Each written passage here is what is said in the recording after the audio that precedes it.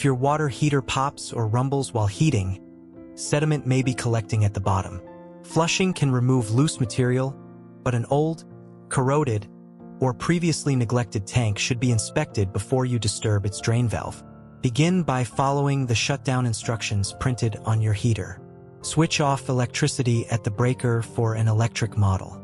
For a gas model, use the manufacturer's control procedure. Never improvise with the gas system. Hot tank water can cause severe burns. Allow it to cool or safely run hot water until the temperature drops. Close the cold water inlet, connect a suitable garden hose to the drain valve, and route it to a safe drain that can handle the water.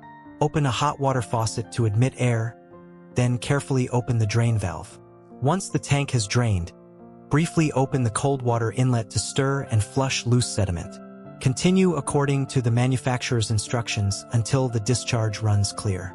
Close the drain valve, remove the hose, and reopen the cold water supply. Keep a hot faucet open until water flows steadily without air. Check the drain valve and nearby connections for leaks.